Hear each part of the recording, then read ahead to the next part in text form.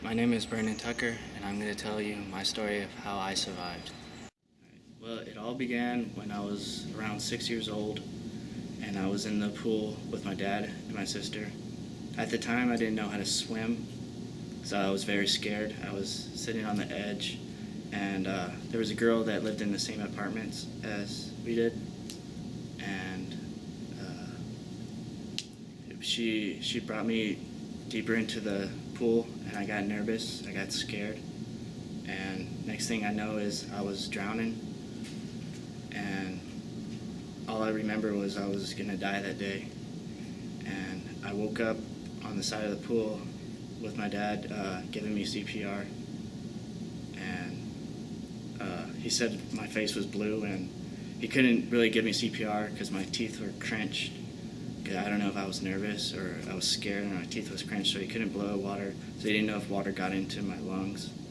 And I woke up, and I noticed my heart beating so fast, and we went to the hospital next day, and they said I had seizures.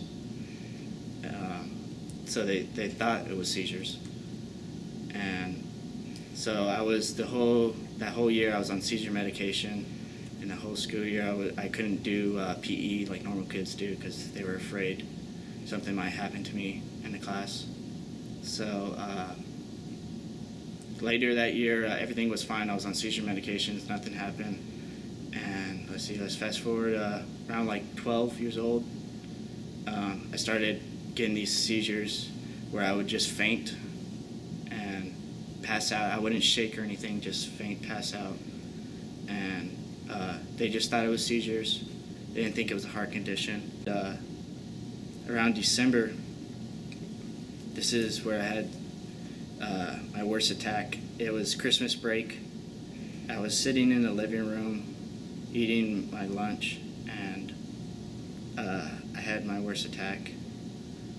And what happened was I had another one of these seizures, what they thought it was, and I fainted, but this time I threw up because I was eating the thing. But when I threw up, I guess when I had the attack, I laid down on my side, and the threw up didn't go out of my mouth and went back into my lungs. And my dad found me on the couch, and he called 911. And the ambulance came, fire department came. They used I don't know what to call it, the shocker things to get my heart started because my heart was not beating when they came. That didn't work. They did it 3 or 4 times. My dad said my mom and dad were there in the room, and they asked them to leave because they didn't know if I was going to die right then and there. Then one of the fire departments said give him a shot of adrenaline and just stab him in the heart, and that made my heart beat, so they got my heart started, luckily. I was on my way to the hospital, and my heart stopped again, and they had to use the shock machine to make it start again. And we got to the hospital. They had all the stuff, but I was in really critical condition, so they had to fly me to Children's Memorial downtown in the ICU. And they got the helicopter ready, and I went. And they said my heart stopped again in the helicopter. So I think that was like the saddest moment when my parents told me that, is like they told my parents to meet them at the hospital, and for them to meet me at the hospital and find out I died in a helicopter, that would have been so bad. I mean, there's no easy way to die, but like for that to happen, that would have just been really bad on their part, just dying from the helicopter. I got to the hospital, and they immediately put me in this like ice chamber because they didn't know how long my brain was out, because my heart had stopped, so they didn't know if blood was circulating through my brain. So they didn't know if my brain was swelling temperature. So for 3 days they had to wait to see if I was actually alive, even if they had my body temperature normal. They didn't know if I had life in my brain. So that was hard for them too. I mean, all of this is hard for them, but that was like the hardest for them. They said they did the MRI. Luckily, I had life in my brain, and they immediately had to get the throw up that I had when I had the attack out of my lungs. So they had this tube run down to my lungs, get out to throw up, just getting it all out. And I was, after that, they put me into like a coma, so like make sure everything was working properly. So they did a self-induced coma for 3 weeks. So I was in a coma for 3 weeks. And they said also when I was in the coma, they put some IV medicine in, so everything, all my nutrition and body, so I could eat and do that. They said they gave me some kind of vitamin, and I guess it didn't work for my body, and it stopped my heart again. It didn't like work, I guess. So I was gonna die again there. They said I only had 3% chance of living, which was definitely scary. They had to get the machine and start my heart again, and they got it started again. And then after that, I was in the hospital for 2 weeks,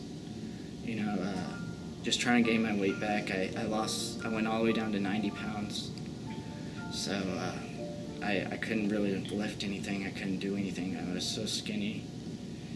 They had to put food, or I guess, I don't know what to call it, IVs to run food into me. And I was in there for 2 weeks, and after that I had to go to rehab because I couldn't do anything. Like I had to learn how to talk, write, just simple things that everyday people had to go through. So I was in rehab for like 2 months, and I was also doing homeschooling, so I didn't get to go to school. I was homeschooled for that end of that semester and the whole sophomore year. That summer I was becoming normal, again.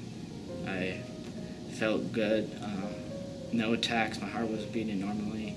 Went to a doctor every day to check up, everything was beating fine. And, luckily today I've had it since I was 15 years old. I had it, and I'm 19 now, so 4 years. Everything's fine right now, beating normally, and just thank God that I'm still here today. Every day, I think that's one thing. The fears of like death is you get really close to fears of religion. You get really close to God. You have to have a comfort blanket, and I think that was my comfort zone. It was God. I had to look up to something other than my family, other than my mom and dad. I had to turn to somebody else, and God was the one. And I thank Him every day for letting me survive. The reason why I think I survived is when I was in the hospital, there was people that had my same condition. And there was this girl I remember, she was talking to me, just cheering me up, saying everything was going to be okay. Even though I thought nothing was going to be right. I thought I was going to die and nothing was going to be the same anymore. She was cheering me up, and I really appreciate that. And I want to talk to other kids that have my condition. I want to start like a heart foundation, and just tell them that you're not alone. Like there's other people out there with you, and you don't have to be afraid. Just because you have this heart condition doesn't limit you to, it limits you to some things, but not everything you can do, like anything like what most people can do normally. So that's why I think I survived, is God gave me a second chance to do some kind of foundation or help others that have my condition, and just tell them, hey, you're not alone. Just motivate them.